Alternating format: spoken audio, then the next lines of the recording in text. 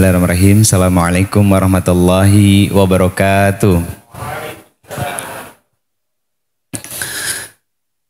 Subhanallah wa bihamdi, subhanallahil azim, adada khalqihi wa ridha nafsihi wa zinata arsyihi wa midada kalimatihi.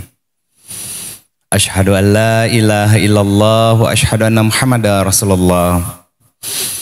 Allahumma sholli ala sayyidina Muhammad. Assalamu alayka ya Rasulullah sallallahu alaihi wasallam wa ala alihi wa ashabihi wa man tabi'ahum bi ihsan ila yaumiddin. Rabbi a'udzubika min hamazati syayatin wa a'udzubika rabbi yahdurun. Subhanaka la ilma lana illa ma 'allamtana innaka antal alimul hakim. Sadaqallahul azim wa sadaqa Rasulullah sallallahu alaihi wasallam. Alhamdulillah, puji syukur kehadirat Allah Subhanahu wa taala yang pada pagi yang indah ini Allah himpun dan Allah kumpulkan kita semua untuk bermajelis dengan majelisnya orang-orang salih dahulu, untuk bermajelis dengan majelisnya para nabi dan rasul dahulu. Duduknya kita bermajelis seperti ini, semoga ada ilmu yang bisa kita amalkan untuk membentuk dan menjadikan diri kita sosok yang jauh lebih baik lagi dari diri kita yang sebelumnya, bukan lebih baik dari orang lain. Salawat dan salam semoga senantiasa tercurahkan kepada Rasulullah Muhammad sallallahu alaihi wasallam, sosok yang sangat luar biasa menginginkan keselamatan bagi kita semuanya. Semoga kesempurnaan cinta dari Nabi tercinta kita, kesempurnaan rindu dari Rasulullah sallallahu alaihi wasallam bisa berbalaskan dengan kesempurnaan taat kita kepada Nabi sallallahu alaihi wasallam dengan menikmati setiap hidangan hidayah syariat Allah yang diturunkan melalui Rasulullah sallallahu alaihi wasallam. Saya membuat judul dari kajian ini adalah jodohku dunia dan akhirat. Kenapa? Begini Bu, orang kalau berprinsip dalam rumah tangga itu gimana Bu? Sehidup semati ya Bu ya? Salah Bu. Dan saya nggak menyalahkan 100%, tapi bagi saya itu salah. Kenapa? Kalau sehidup semati, nanti di akhirat suami bisa ke surga, istri bisa ke neraka, atau sebaliknya, istri bisa ke surga, suami bisa ke neraka. Maka milikilah visi hidup dalam berumah tangga sehidup sesurganya Allah Subhanahu wa ta'ala, sehingga bangunan surga itu akan diukir dan mulai dibangun ketika di dalam rumah tangga kita. Saya akan menyampaikan sedikit tentang peta kehidupan dalam sebuah konsep berumah tangga berdasarkan Al-Quran, sehingga rumah tangga kita, saya izin berdiri Bu, rumah tangga itu berujungkan surganya Allah Subhanahu wa ta'ala. Kan ini jadi destinasi terakhir dalam kehidupan kita ya. Kita hidup beramal soleh pengen masuk surganya Allah. Kita hidup berumah tangga pengen masuk ke dalam surganya Allah Subhanahu wa ta'ala juga. Maka kita harus bertanya kepada Allah secara langsung, ya Allah, gimana caranya agar rumah tangga kita bisa berujungkan surganya Allah Subhanahu wa ta'ala. Tentu Allah tidak menjawabnya secara langsung juga seperti dialognya Allah dengan Nabi Musa alaihi salam. Maka jawaban-jawaban itu akan kita temukan di dalam Al-Quran. Maka inilah yang disebut dengan konsep kehidupan. Dan ini Bu yang membuat kualitas keimanan kita berbeda Bu, dengan para generasi terbaik dahulu. Kalau generasi terbaik dahulu itu betul-betul punya peta kehidupan. Saya tadi subuh karena belum tahu masjid ini, kenapa saya bisa sampai ke masjid ini dan tanpa nyasar sama sekali? Karena saya pakai peta Google Map. Akhirnya apa? Cepat saya sampai sini. Kan itu yang kita pengen, nggak perlu mampir-mampir. Mampirnya kan ngeri Bu, mampirnya kemana? Ke nerakanya Allah Subhanahu wa ta'ala, dan itu ngerinya luar biasa. Karena kalau sudah mampir ke sana itu bukan sehari dua hari hitungan bumi, tapi beribu-ribu tahun hitungan buminya Allah Subhanahu wa ta'ala. Maka saya akan mulai dari menarik dari poin yang paling awal dalam sebuah konsep berumah tangga. Kapan? Saat seorang ibu mengandung. Ternyata Bu, ketika seorang ibu mengandung harus ada dialog antara suami dan istri. Apa dialognya? Ini anak akan jadi apa nantinya? Akan seperti apa nantinya? Jadi bukan hanya merencanakan tentang tabungan pendidikan mereka atau masa tuanya mereka sehingga kita membeli asuransi dan lain sebagainya. Bukan, itu bukan yang utama Bu.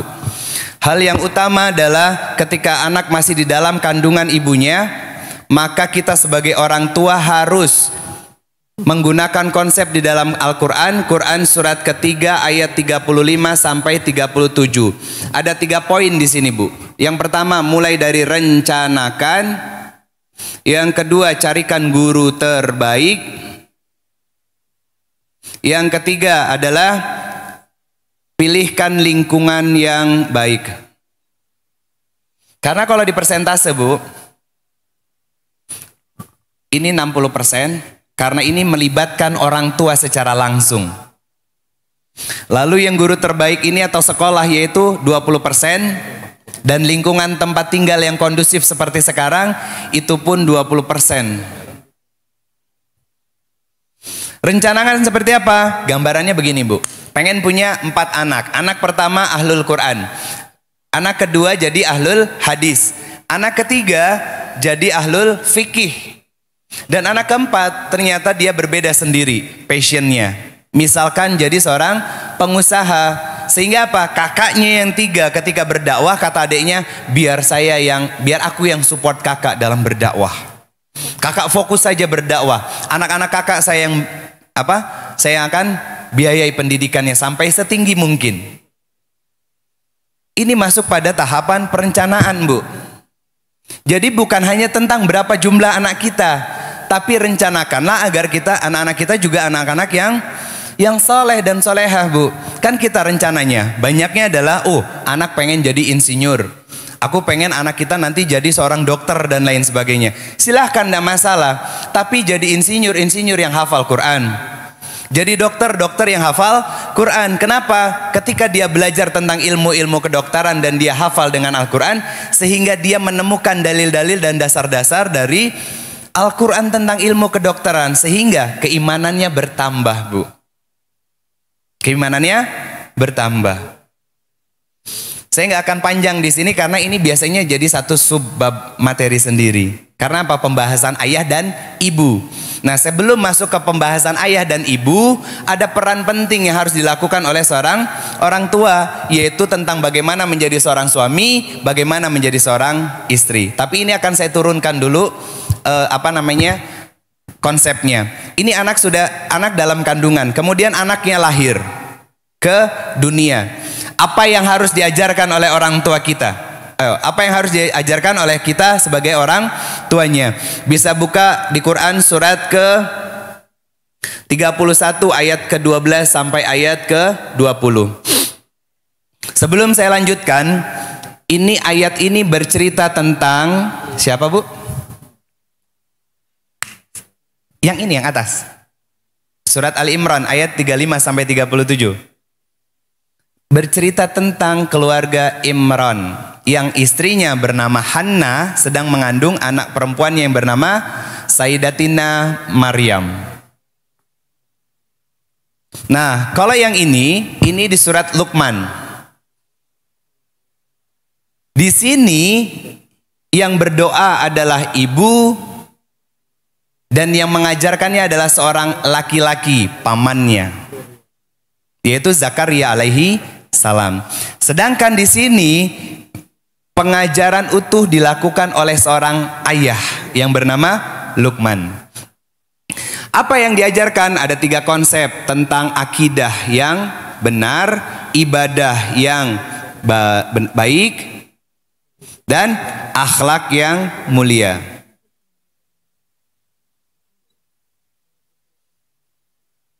Ini konsep Bu dalam Quran. Kalau dibahas satu persatu, ini satu pertemuan, ini satu pertemuan. Tapi saya buatkan dulu konsep besarnya. Nanti silakan cari kajian-kajian yang membahas tentang hal seperti ini. Kalau sependek yang saya tahu, salah satu tempat untuk belajar tentang hal ini ketika kita masukkan anak-anak kita di sekolah-sekolah yang khusus. Biasanya ada kajiannya. Nah, pendidikannya ada 3. Yang pertama adalah akidah yang benar, ibadah yang baik, kemudian akhlak yang mulia. Dan penanaman akidah yang benar itu akan dilakukan oleh seorang ayah. Kan di sini contoh role modelnya adalah seorang ayah yang bernama Luqmanul Hakim. Yang bernama Luqman terhadap anaknya. Apa kata Luqman? Dikatakan dalam ayat di surat Luqman ini, la tusriku bihi, jangan berlaku syirik terhadap Allah. Artinya meluruskan akidah. Sehingga karena ayahnya yang mengajarkan akidah, maka akan muncul Quran, ayat turunannya di Quran surat kedua ayat 133. Ini dialog antara Nabi Yakub alaihissalam dengan anak-anaknya. Apa kata Nabi Yakub? Ini outputnya, Bu. Nanti ketika pola pendidikan seperti ini sudah dilakukan, maka kata ayahnya, ma ta'buduna mim ba'di. Wahai anak-anakku, siapa yang akan kalian sembah begitu aku meninggal nanti? Pernah, Bu, suami bertanya gitu sama kita, istri dan anak-anaknya? Itu hal remeh loh, tapi sering diremehin sama para suami. Padahal dengan mengucapkan kalimat, sayang, nanti kalau papa meninggal, mama sama anak-anak kira-kira bagaimana dengan sholatnya? Bagaimana dengan imannya? Masihkah tetap taat kepada Allah dan Rasulnya sepeninggalnya papa, sepeninggalnya abi, sepeninggalnya ayah? Kan jarang dialog begitu ya. Seringnya dialog apa? Papa sudah mempersiapkan tabungan nanti kalau seandainya papa pulang duluan. Lah, emang bisa beli surga tabungan itu? Belum tentu. Yang ada apa? Warisan jadi fitnah, merusak keluarga pada akhirnya, tapi tidak dengan iman. Karena kalau dari kisah orang-orang terbaik dahulu, Bunda, contohnya adalah Umar bin Abdul Aziz. Itu anaknya dikasih hanya beberapa dirham dari warisannya, nggak banyak, Bu. Kalau orang tua zaman sekarang sangat ketakutan kalau seandainya anak-anaknya kesusahan dan lain sebagainya. Padahal di Quran surat keempat,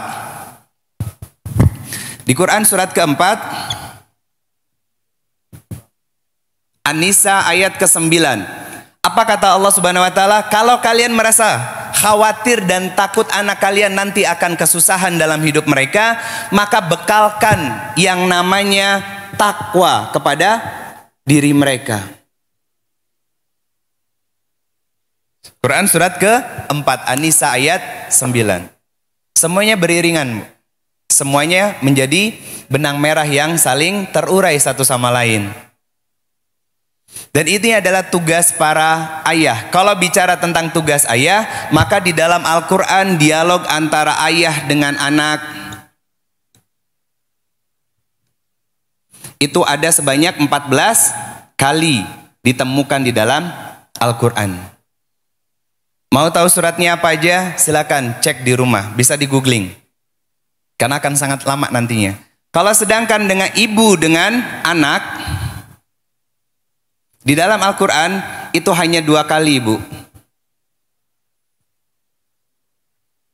Kenapa? Ayat-ayat tentang dialog antara anak dengan ayah itu dialog tentang iman, Bu. Dialog tentang iman. Maka yang menanamkan keimanan kepada anak-anak bukan ibu, tapi seorang ayah. Tapi masalahnya Indonesia ini krisis ayah, Bu. Banyak ayah-ayah bisu, nganterin istrinya pengajian, milih duduk di luar daripada masuk di dalam. Betul kan? Iya. Udah begitu, ketika rumah tangga salah, anaknya salah, yang dimarahin siapa?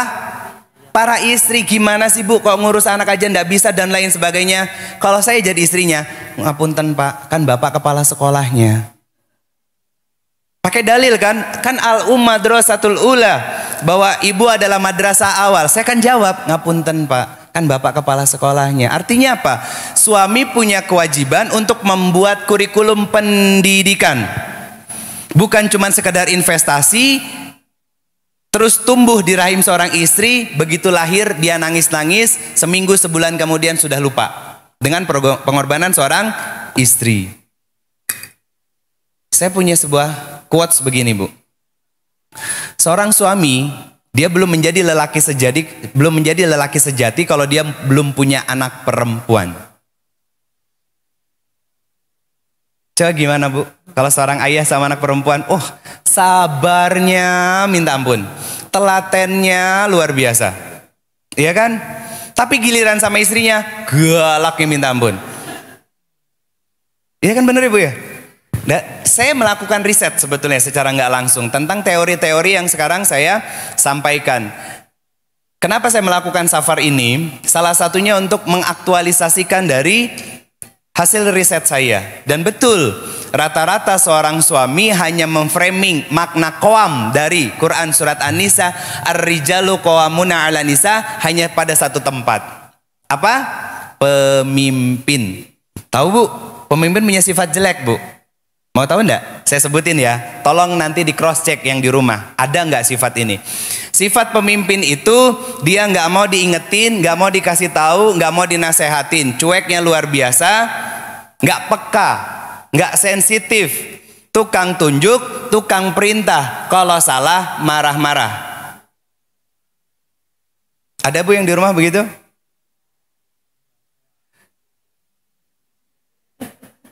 Iya kan? Ya karena para suaminya kan tidak ada di sini. Kemarin waktu di Kediri saya dikomplain sama ibu-ibunya. Loh, aduh sayang bapaknya suami nggak ikut. Ya salah sendiri kenapa suami tidak diajak. Padahal waktu duha ini adalah waktu Nabi untuk mengajar. Dan waktu paling panjang Nabi mengajar para sahabatnya. Jadi waktu syuruk tadi Bunda, Nabi selesai sholat 2 rakaat, kemudian berkeliling ke rumah-rumah istrinya Nabi SAW. Pertama yang dilakukan Nabi adalah menyapa para istrinya. Yang kedua, beliau cari sarapan ketika tidak saum. Kalaupun beliau lagi saum dan ternyata dihidangkan makanan, beliau akan membatalkan puasanya. Ketika keliling beliau tidak puasa dan ternyata nggak didapati makanan, maka beliau akan memilih berpuasa. Selesai menunaikan hajat beliau, bersilaturahim dan mengunjungi istri-istrinya beliau kembali ke Masjid Nabawi. Ngapain? Ngajar para sahabatnya Bunda. Sampai jam berapa? Menjelang zuhur, kurang lebih sekitar jam 11. Apa yang dilakukan oleh Nabi setelah itu? Pulang ke rumah, qailullah, tidur sebelum waktu zuhur. Jadi pola hidupnya sudah tertata rapi Bu. Kalau para suami sekarang waktu zuhur cari duit, giliran weekend diajak untuk ngaji, nggak mau sama sekali. Terus kayak begitu mimpinya pengen masuk ke dalam surganya Allah Subhanahu wa Ta'ala. Salah enggak? Enggak. Mimpinya kepanjangan Bu. Saya akan lanjut ya. Anak sudah lahir, ini aja udah banyak ya coret-coretannya. Kemudian ketika anak menemukan fitrah cintanya, kan sudah dididik dengan cara seperti ini ya Bu ya. Menemukan fitrah cintanya, apa yang harus dilakukan oleh orang tua. Maka buka Quran surat ke-49 ayatnya ayat ke-13. Kata Allah Subhanahu wa Ta'ala, ya ayuhan nas inna khalaqnakum min zakari wa uns wa ja'alnakum syu'uba wa qaba'il. Surat Al-Hujurat.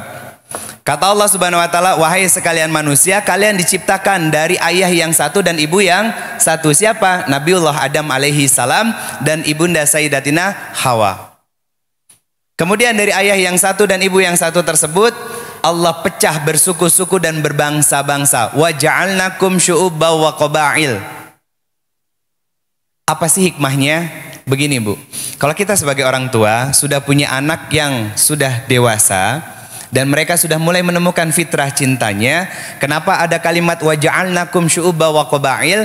Hikmahnya adalah kalau nggak ketemu calonnya dalam satu RT, cari beda RW, Bu. Kalau nggak ketemu, cari satu kelurahan. Nggak ketemu juga, cari satu kecamatan. Nggak ada juga, cari satu kota ataupun kabupaten.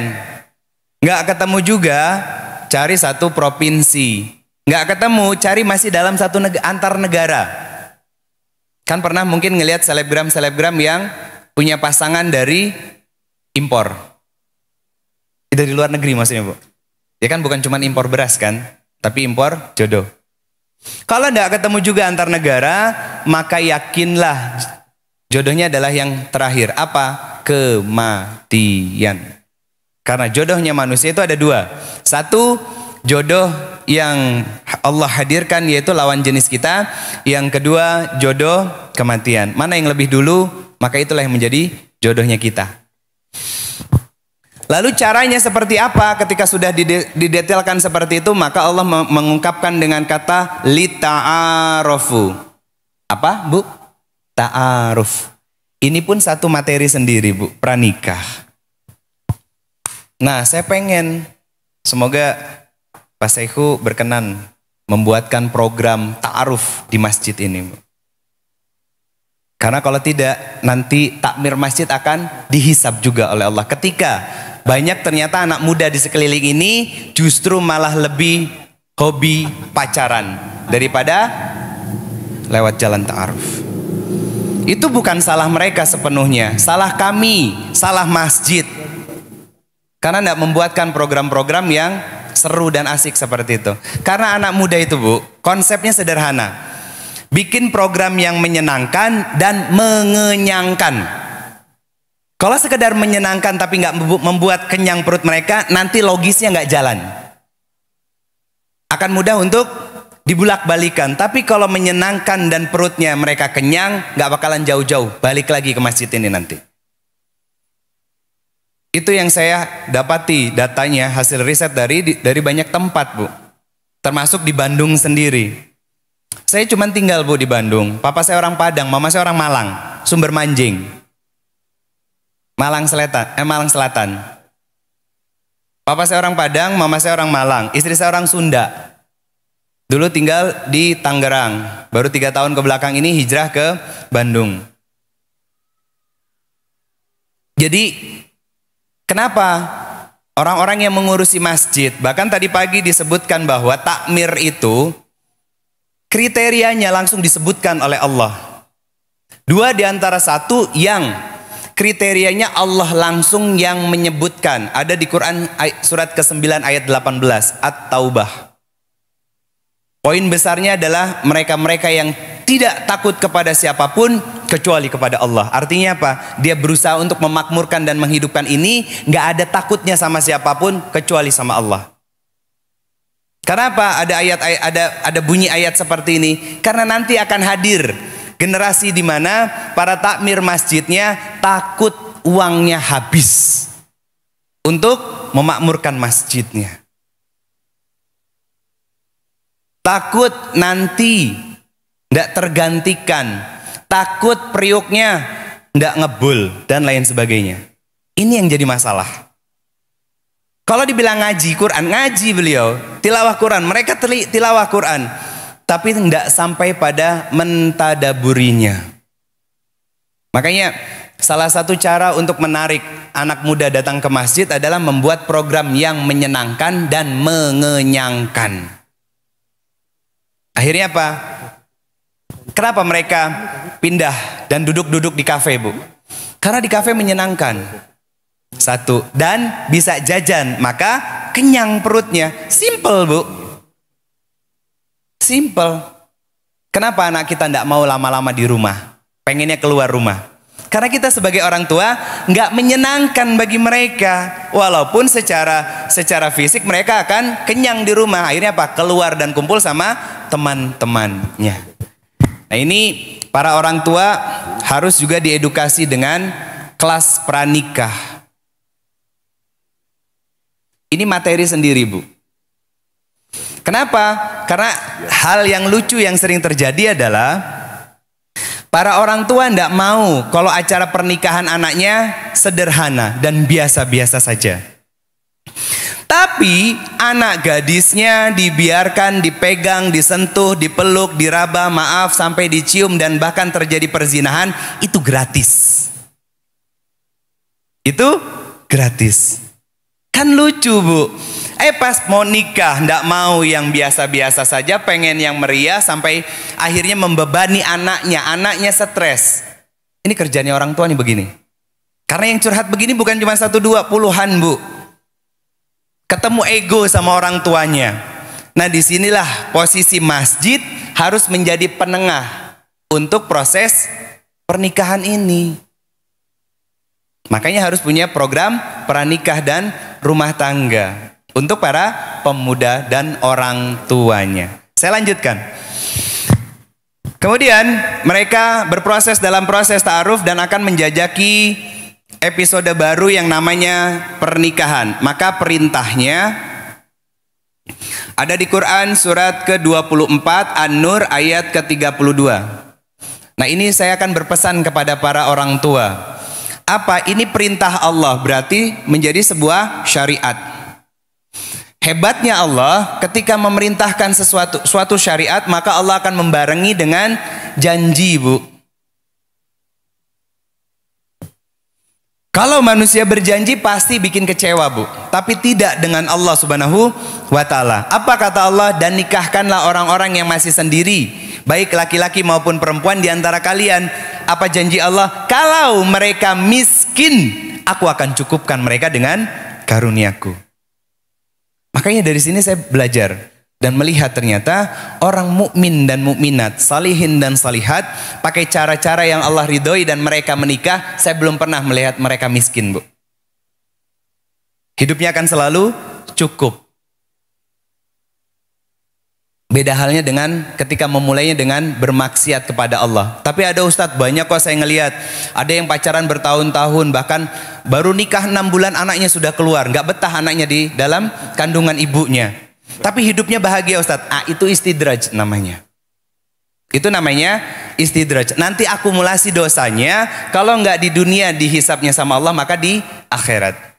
Kenapa orang beriman lebih sering diuji oleh Allah Subhanahu wa ta'ala? Karena dengan ujian itu kita bersabar. Dengan sabar itu kita membeli surganya Allah. Ketika kita sudah di dalam surganya Allah, maka malaikat mengucapkan Assalamualaikum bima sobartum. Enak ya, Bu ya? Secara teori ya. Itu bukan teori, Bu, itu aplikatif. Ini ilmu yang tak sampein. Itu ilmu siap lakukan, siap kerjakan. Ilmu aplikatif, bukan teori, Bu. Bukan hanya sekedar teori, tapi ilmu yang harus dikerjakan oleh kita sebagai orang tua. Saya lanjut lagi. Ada perintahnya itu Quran surat ke-24 ayat 32, surat An-Nur. Kemudian tujuan berumah tangga. Apa, Bu?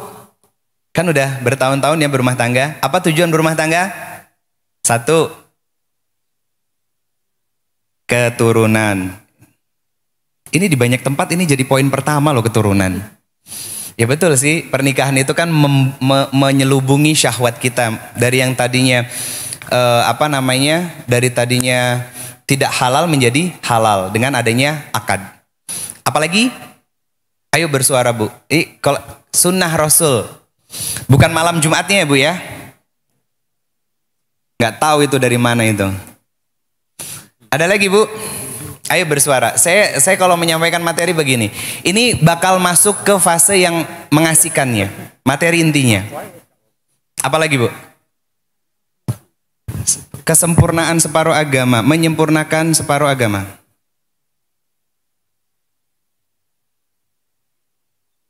Ada lagi? Menikah itu tentram nggak sih, Bu? Tenang nggak sih, Bu? Mencari ketenangan. Sudah tenang, Bu, rumah tangganya? Oke, saya tulis ya, ketenangan dan lain sebagainya. Ya, ini semua akan diwakili oleh satu ayat. Di dalam Al-Quran surat ke-31 ayatnya ayat 21.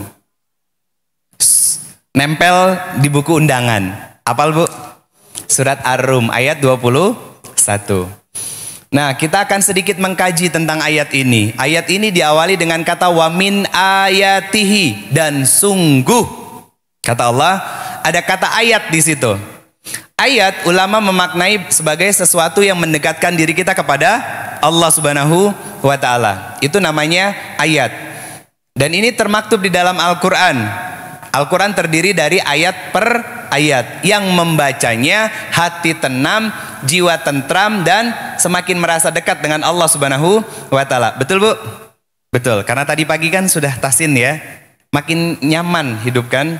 Nah ternyata ayat itu ada dua macamnya. Satu ayat yang tertulis yaitu Al-Quran. Kedua ayat yang tidak tertulis, itulah kehidupan.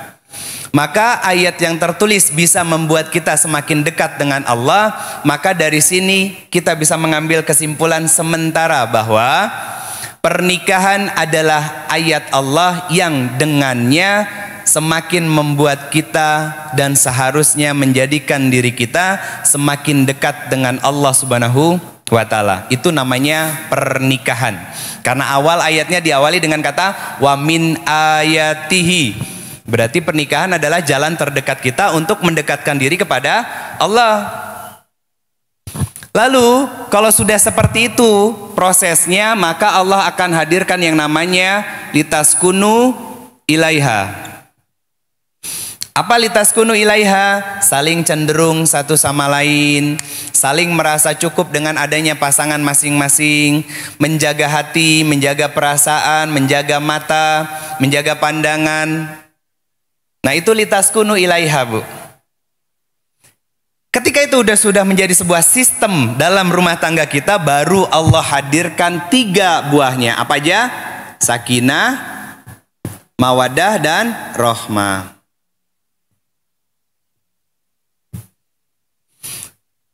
Nah berarti ini akan berlaku Bu, pola pembalikannya. Kalau ada rumah tangga yang gak sakinah, mawadah, dan rohmah, berarti satu sama lain antara suami dan istri, rumah tangga yang sering ribut, sering terjadi konflik, suara jauh lebih kencang daripada suara di luar, saling menguatkan otot-otot saraf di leher, egonya muncul dan lain sebagainya. Artinya tidak menemukan sakinah di dalam rumah tangganya.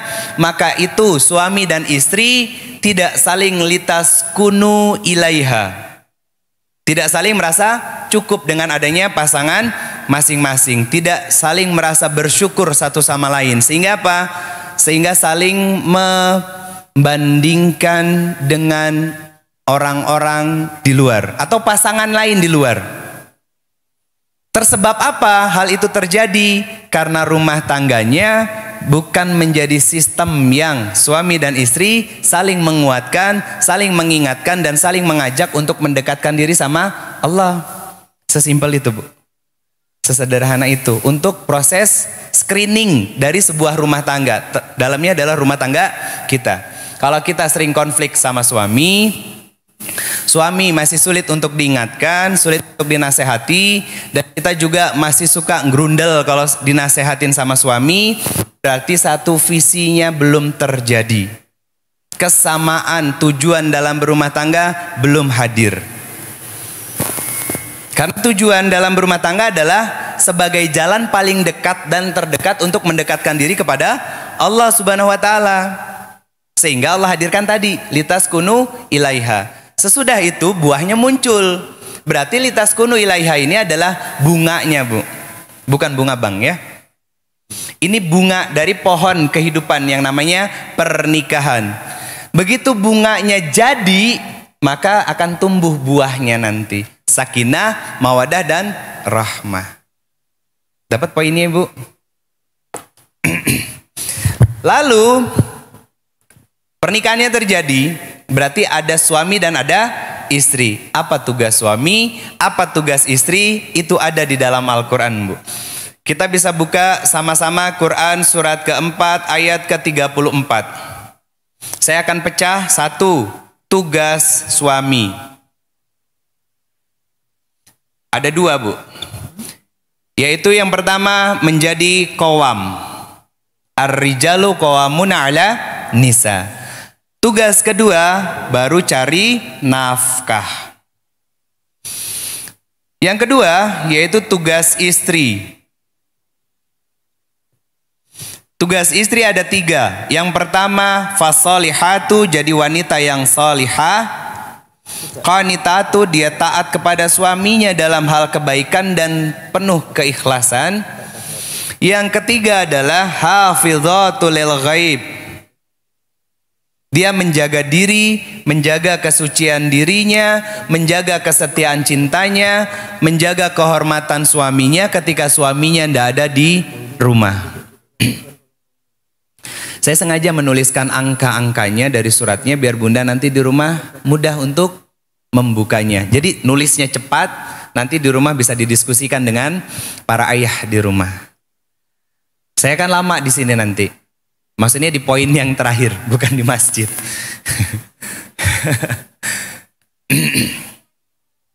Sudah?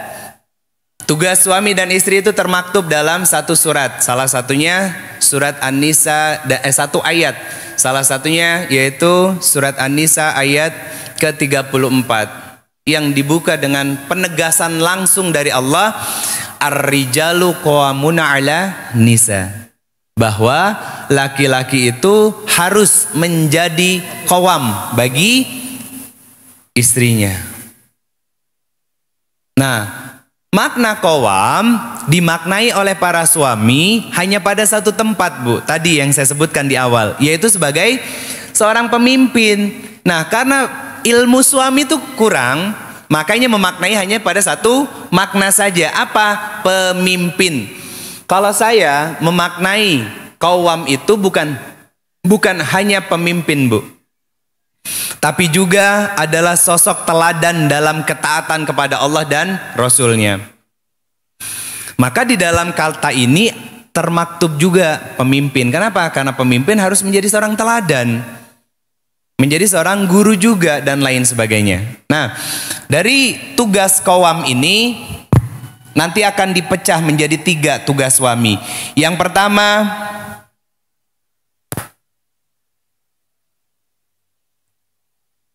gak ketemu penghapus. Tugas qawam yang pertama, Ibu, ada di Quran surat ke-25 ayat ke-74. Itu yang pertama. Tugas qawam yang kedua, Quran surat ke-66 ayat ke-6. Tugas yang ketiga, Quran surat ke-52 ayatnya 21. Saya bacakan perlahan ya.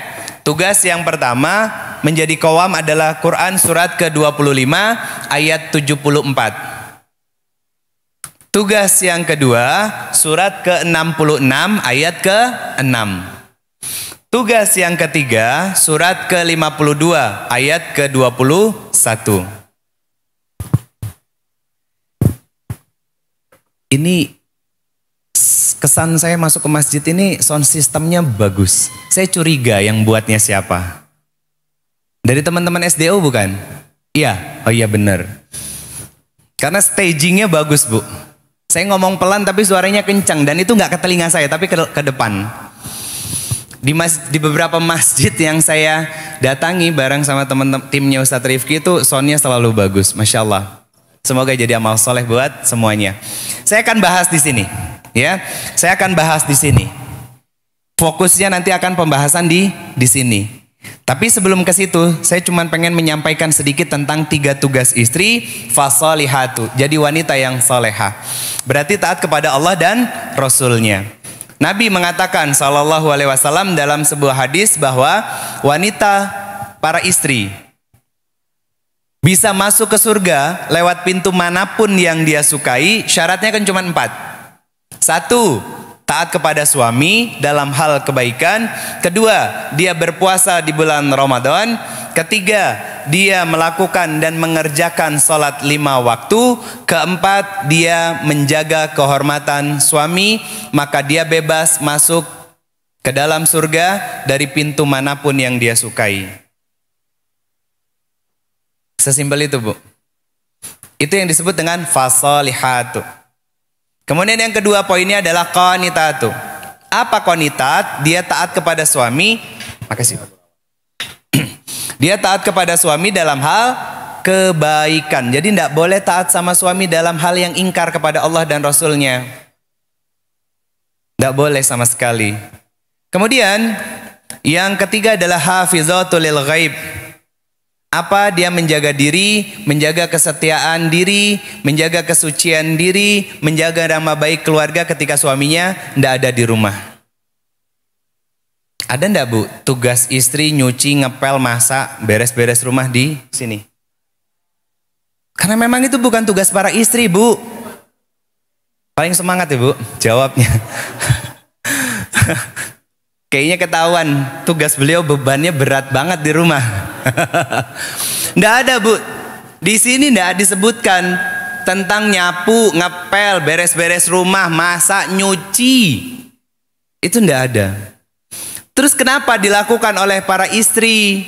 Buat cari ridhonya suami, buat ngambil hatinya suami, atau sedang menghidupkan poin yang kedua, yaitu qanitat, ikhlas dalam ketaatan kepada suaminya dalam hal kebaikan. Itu dilakukan oleh para istri. Nah, masalahnya adalah para suami itu nggak bisa mengapresiasi hasil kerja para istri. Betul ya, Bu? Berangkat saya seorang suami kan, Bu. Saya menjadikan riset dari materi saya ini bukan ke orang lain, Bu. Belum.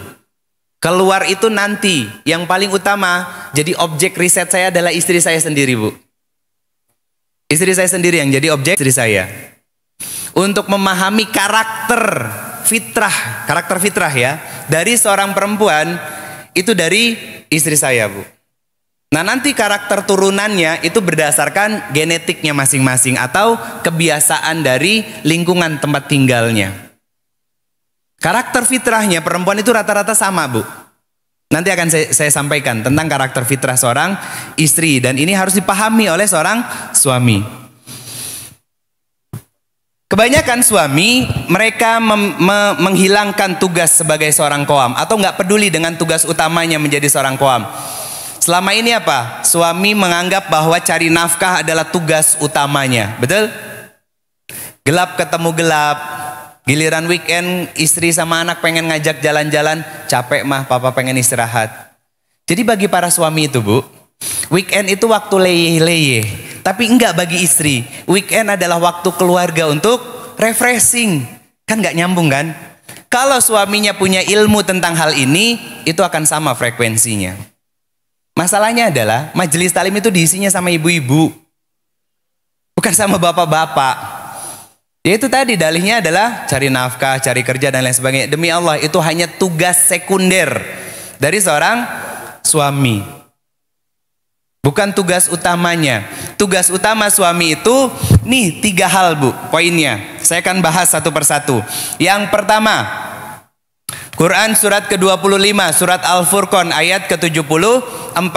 Tugas seorang suami yang qawam adalah menghadirkan kepemimpinan yang bertakwa di rumah. Ini istrinya yang suaminya ada di sini, istrinya pada nyatet lah. Nanti kalau diajak diskusi sama istri di rumah, jangan yel-yelan ya. Jadi yang pertama adalah menghadirkan kepemimpinan yang bertakwa di rumah. Ini kan doa kita, Bu. Robbana hablana min azwazina wa zurriyyatina qurrata a'yun waj'alna lil muttaqina imama. Kan ini doa kita kan? Setiap habis habis salat fardu. Ada rumusnya ternyata, Bu, di doa ini. Apa harapan kita? Punya pasangan, punya zuriat. Zuriat itu bukan hanya anak, Bu. Walad itu anak, 1, 2, 5 itu anak. Walad bahasa Arabnya. Zuriat itu anak, cucu, keturunan sampai kiamat nanti adalah anak-anak yang qurrata a'yun, dan mereka adalah pemimpin bagi orang-orang yang bertakwa. Pertanyaannya adalah, punya anak, cucu, keturunan yang seperti ini, kira-kira orang tuanya bertakwa enggak, Bu? pasti bertakwa. Maka harus dimulai dari diri kita dulu. Sebagai seorang suami, sebagai seorang istri, sama-sama suami qurrata ayun bagi istrinya, istrinya qurrata ayun bagi suaminya. Kemudian sudah sama-sama menjadi qurrata ayun, akhirnya apa? Menjadi ayah dan bunda yang juga qurrata ayun bagi anak-anaknya. Sehingga anak-anaknya mencontoh, anak-anaknya meneladani. Dan mereka dengan keteladanan itu tumbuh dalam keimanan, dewasa, besar, berkeluarga, dan nanti akan mengajarkan pola yang sama dengan diri kita. Sehingga tercapailah sebuah rangkaian keluarga besar yang qurrata ayun wa ja'alna lil muttaqina imama. Itu rumusnya, Bu. Berarti dimulai dari diri kita dulu. Poin utamanya siapa? Para suami, para ayah, para bapak. Itu poin utamanya, Bu. Karena apa? Begini, Bu. Sesalah-salahnya istri itu salahnya suami, Bu. Kalau ada bapak-bapak saya ngomongnya Pak. Ada di belakang sih beberapa. Sesalah-salahnya istri itu salahnya suami. Kenapa? Tapi Ustadz, saya sudah menasehati. Iya, saya percaya Anda sudah menasehatinya. Tapi sabar nggak ketika menasehatinya? Memberikan teladan nggak ketika melakukan pengajaran kepada istri? Atau cuman sekedar menyuruh tapi nggak bisa melakoni, alias jarkoni, iso ngajar nggak iso melakoni. Kan rata-rata suami begitu, Bu. Ada yang ngomong iya, Bu. saya nggak ngelihat tapi kelihatan bahasa apa namanya, gerak tubuhnya, gerak mulutnya. Tuh umumnya memang begitu. Bisa merintah, bisa nyuruh, tapi nggak bisa ngelakuin, Bu. Padahal kata Allah di surat Shaf ayat kedua dan ketiga, ya ayyuhallazina amanu lima taquluna ma la taf'alun. Wahai orang-orang yang beriman, hei para suami, iman kalian biasa-biasa saja atau luar biasa, dipanggil semuanya, nggak dibeda-bedakan sama Allah dengan kalimat ya ayyuhallazina amanu. Apa kata Allah? Jangan melakukan sesuatu yang engkau tidak jangan mengatakan sesuatu yang engkau tidak melakukannya. Kaburan maktan, amat sangat besar kebencian Allah terhadap seseorang yang mengatakan sesuatu tapi tidak melakukannya. Itu berlaku enggak, Bu, ayatnya buat suami-suami kita? Gak usah dijawab, introspeksi aja. Ya. Itu nanti keluarin dalil-dalil begitu, Bu. Dia bilang, Pak, tadi ngaji dadakan di masjid Baitur Rahmah. Sampaiin diskusi seperti itu, tapi dalam kondisi suami yang sedang santai, nggak kelihatan lagi ruwet. Nah, kayak gitu namanya bahasa komunikasi. Kenapa kita bisa masuk di waktu yang tepat? Karena paham psikologi pasangan kita. Tahu kondisi pasangan kita, berarti kita sedang belajar sama-sama dalam proses menuju pasangan yang masing-masing menjadi pribadi yang qurrata ayun. Saya lanjut ya, Bu, ya. Ini yang pertama sudah menghadirkan kepemimpinan yang bertakwa di dalam rumah. Dimulai dari seorang suami yang bertakwa kepada Allah, kemudian mendidik dan mengajarkannya kepada anak dan istrinya. Poin yang kedua, tugas suami qawwam. Dalilnya di Quran surat ke-66 ayat ke-6, surat At-Tahrim. Apa tugasnya di sini? Memastikan seluruh keluarganya terbebas dari siksa api neraka. Memastikan seluruh keluarganya terbebas dari siksa api nerakanya Allah Subhanahu wa taala. Bunyi ayatnya diawali lagi dengan kalimat ya ayyuhallazina amanu qu anfusakum wa ahlikum nara. Wahai laki-laki yang beriman, yang sekarang tugas kalian menjadi seorang suami dan ayah di rumah, kata Allah, qu anfusakum, jagalah diri kalian dulu, kata Allah. Artinya apa, Bu? Artinya adalah, hei para suami, belajar dulu kalian. Biar kalian bisa mengamalkan ilmu-ilmu kalian. Biar kalian bisa menyelamatkan diri kalian dulu sebagai seorang suami. Baru wa ahlikum naro. Urutannya kan begitu. Jaga diri kita dulu para suami. Baru kita bisa menyelamatkan dan menjaga keluarga kita dari siksa api neraka yang bahan bakunya adalah batu dan manusia. Kenapa disebutkan juga bahan bakunya oleh Allah Subhanahu wa taala adalah kita manusia? Berarti manusia punya potensi untuk masuk ke dalam nerakanya Allah Subhanahu wa taala. Dan yang paling banyak di neraka tempatnya adalah para wanita atau istri. Maka disinilah para suami belajar untuk memahami istri. Salah satu contohnya begini Bu, karena ini live, semoga nanti ditonton oleh para suami-suami. Ketika istri melakukan kesalahan, maka jangan langsung dinasehati Pak. Jangan langsung diceramahi, apalagi sampai dikhutbahi. Lalu apa yang harus dilakukan oleh seorang suami ketika istrinya melakukan kesalahan? Dipeluk. Istri itu dipeluk Pak. Istri melakukan kesalahan berarti dia sedang merasa bersalah sebetulnya. Tapi dia sedang merasa nggak nyaman secara psikologinya. Maka sinyal itu harus ditangkap oleh seorang suami. Bukan ketika seorang istri melakukan kesalahan malah dicecar dengan pertanyaan dan nasihat-nasihat. Nggak akan masuk.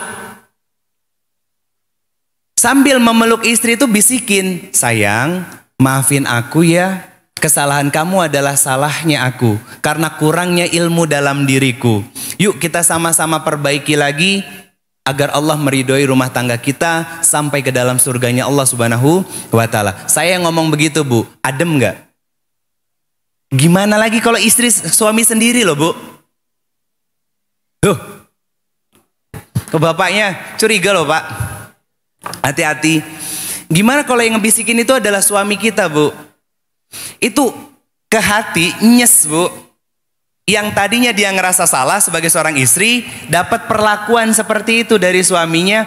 Itu seperti es krim yang dipanaskan atau coklat yang dipanaskan, meleleh Bu. Meleleh Bu. Senang hati perempuan. Nah nanti Pak, kalau sudah melakukan treatment seperti ini, nasihatnya tuh gampang, nggak perlu dipanggil, dia datang sendiri. Ngapain?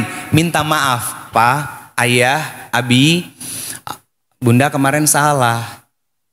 Dia akan malu sendiri Bu, demi Allah. Akan terpanggil dengan sendirinya hatinya. Beda halnya kalau seorang istri melakukan kesalahan, tiba-tiba kita celak, kita marah-marah, kita keluarkan kata-kata kasar. Itu suami umatnya Nabi atau umatnya setan? Umat Nabi kan mencontohkan yang baik. Kalau setan kan sukanya marah-marah Bu. Amarah itu kan dari api. Api itu adalah perwujudan dari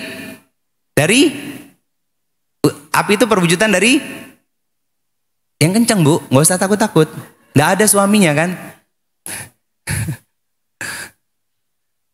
Kenapa saya berani ngomong begitu? Kan saya suami juga Bu. Saya seorang laki-laki. Dan itu sangat ampuh. Demi Allah sangat ampuh untuk menetralisir rasa khawatir, rasa, kalau kata anak mudanya feeling guilty, ngerasa bersalahnya dia dari seorang istri. Pernah tidak dilakukan oleh Nabi SAW? Sangat pernah Bu, dan itu adalah treatment terbaik dari Nabi kepada istri-istrinya beliau SAW. Suatu ketika Nabi pernah marah yang luar biasa sampai wajahnya merah. Oleh siapa? Aisyah radhiyallahu anha.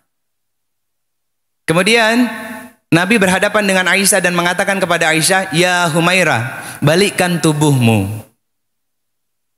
Lalu Aisyah membalikkan tubuhnya karena takut ngelihat wajah Nabi yang sedang memerah saat itu. Apa yang dilakukan oleh Nabi? Kemudian memeluknya sambil membisikkan, "Seketika amarahku hilang saat memelukmu." Itu laki-laki gentle Bu. Mau merendahkan hatinya di hadapan istrinya untuk mendapatkan kemuliaan di hadapan dan di sisi Allah Subhanahu wa taala.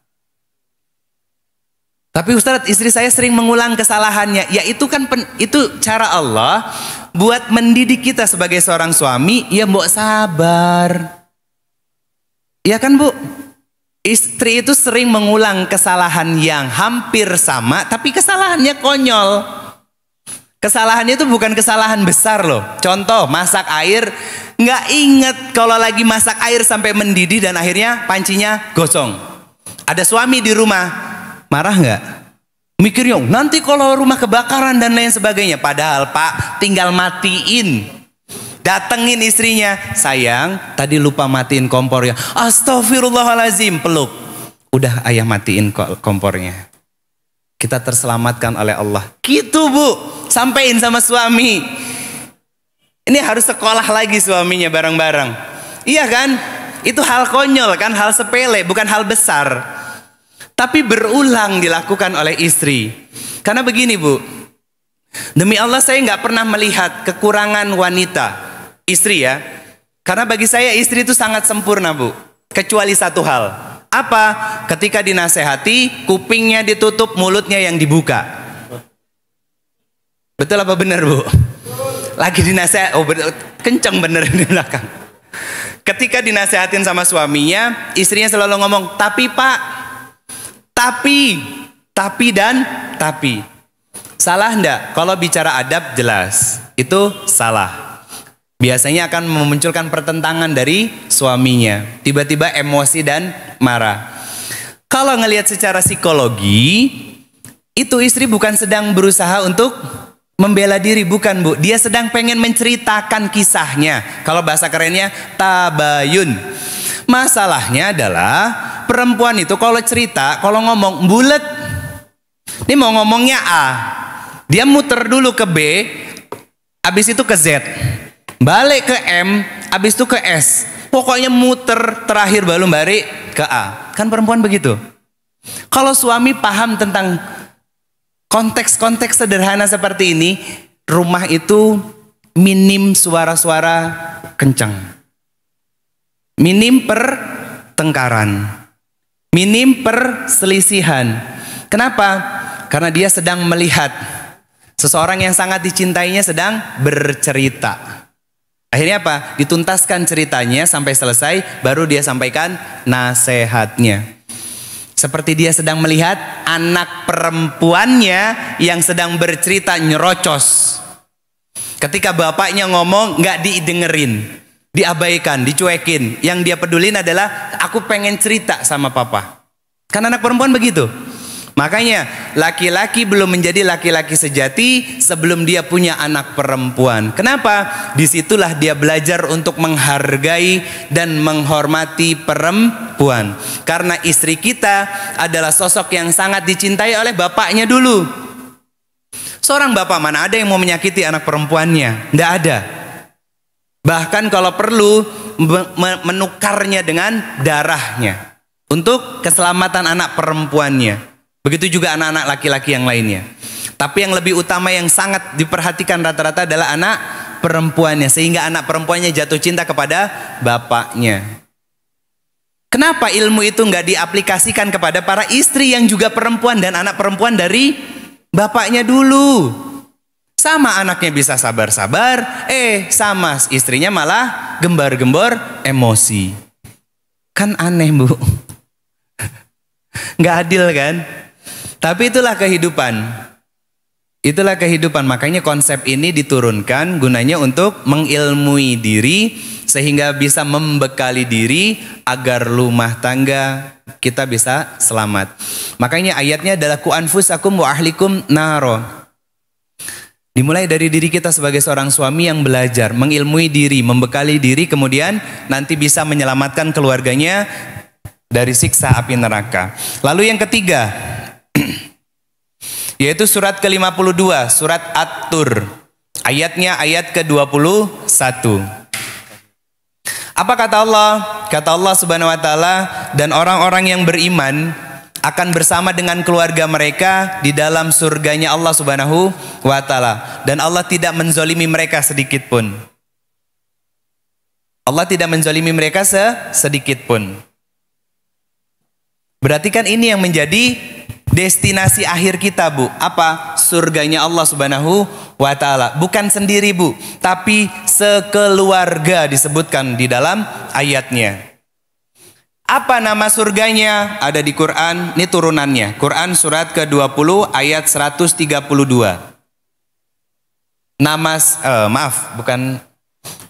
Ayat surat ke-13 Ayatnya ayat 23. Nama surganya surga Aden. Disebutkan langsung Bu sama Allah. Surat ke-13 ayat 23, surat Ar-Ra'd. Apa amalan mereka? Ini turunan ayatnya, yaitu Quran surat ke-20 ayatnya ayat 132. Apa kata Allah? Dan perintahkanlah kepada keluarga kalian untuk mengerjakan sholat dan bersabar dalam mengerjakannya. Ada dua poin besar di sini Bu. Apa itu? Sholat dan sabar.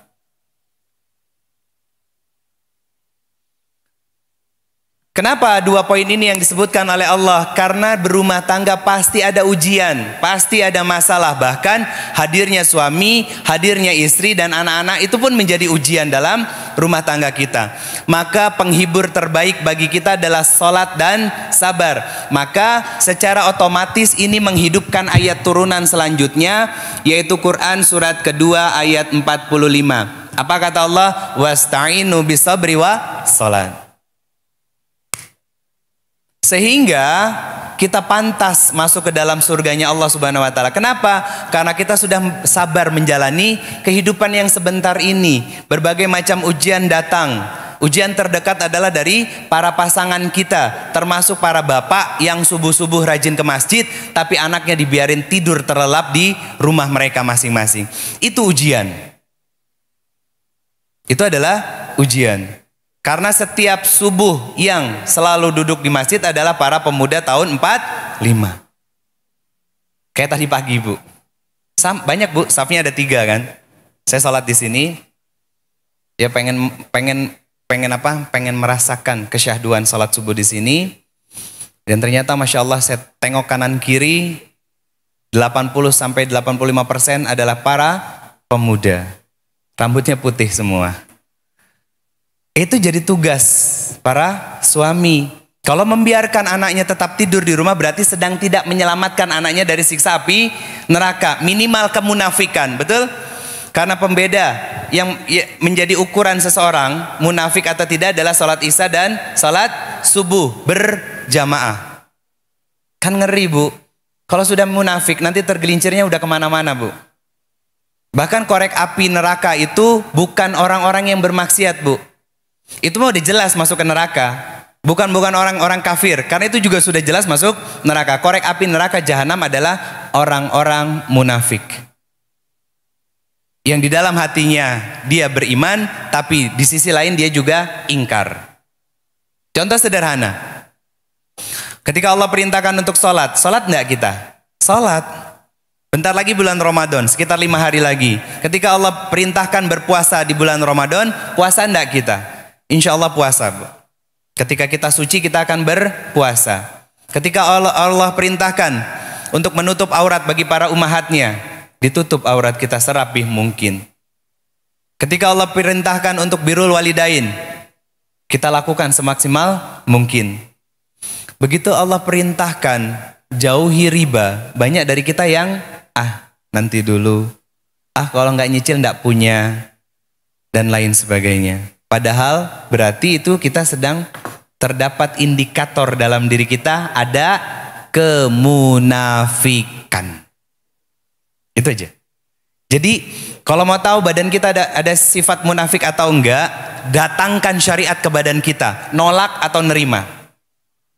Kalau nolak berarti ada kemunafikan dalam diri kita. Tapi kalau terima dan sami'na wa ta'na berarti kita adalah hamba yang bertakwa.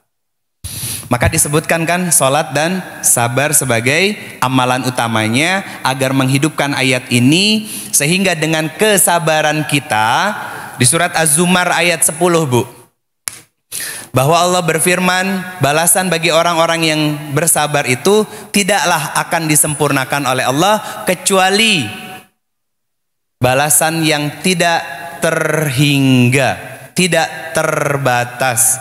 Artinya apa? Kalau saya mengaitkan dengan Quran surat ke-13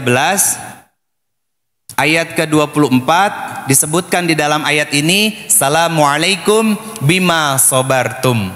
Salam sejahtera dan kebahagiaan buat kalian yang sudah bersabar dalam hidup di dunia. Kapan ini terjadi? Ketika sudah masuk ke dalam surga. Artinya batasan sabar itu adalah pintu surganya Allah Subhanahu wa taala. Kalau kita ngaku sabar, masih ada kata tapi, itu belum sungguh-sungguh untuk sabar.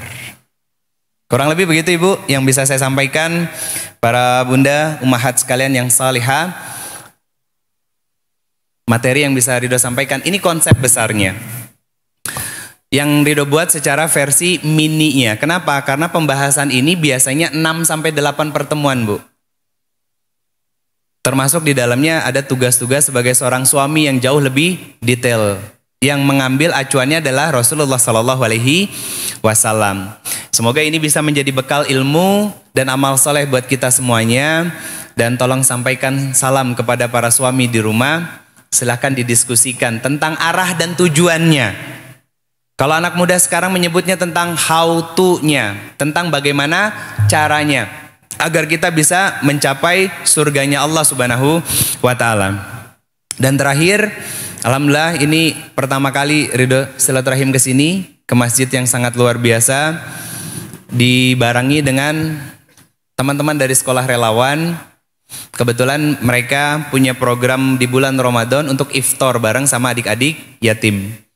Dan juga ada pembelian dan pembelanjaan untuk pakaian-pakaian di hari rayanya nanti untuk memuliakan adik-adik yatim. Saya mengajak para bunda sekalian yang ingin ikut berkontribusi dalam program membahagiakan adik-adik yatim ini di bulan Ramadan dan menjelang hari raya, sebagaimana yang dulu dilakukan oleh Nabi SAW ketika datang hari menjelang hari raya.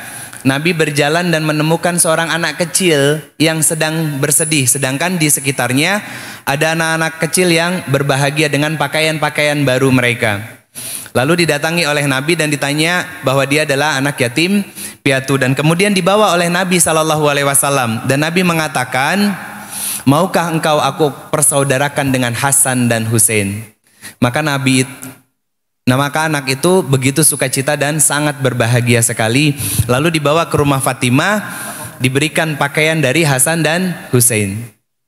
Dan kemudian anak itu berubah menjadi sangat berbahagia karena diperlakukan mulia oleh makhluk paling mulia di alam semesta ini, yaitu Rasulullah SAW. Karena Nabi memberikan janji, barang siapa yang memuliakan adik-adik yatim, anak-anak yatim, maka akan bersamaku di dalam surganya Allah seperti dua jari ini, yaitu jari tengah dan jari manis. Mungkin itu yang bisa Ridho sampaikan pada kesempatan kali ini. Mohon maaf lahir dan batin kalau ada kata-kata yang kurang berkenan atau candaan yang berlebihan. Semoga materi kali ini bisa menjadi pengingat buat Ridho secara pribadi dan untuk kita semuanya. Ada yang ingin bertanya? Silakan Bunda. Cukup? Tidak ada yang mau bertanya? Karena bingung mau nanya apa ya? Iya, karena bingung mau nanya apa. Tapi apa yang Ridho sampaikan bisa diterima. Semoga bisa menjadi ilmu dan amal soleh yang memperbaiki kualitas dari rumah tangga kita bersama dengan suami, sehingga bisa berlabuhkan sampai ke surganya Allah Subhanahu wa taala. Kita tutup sama-sama dengan mengucapkan kalimat alhamdulillah, istighfar dan doa kafaratul majelis.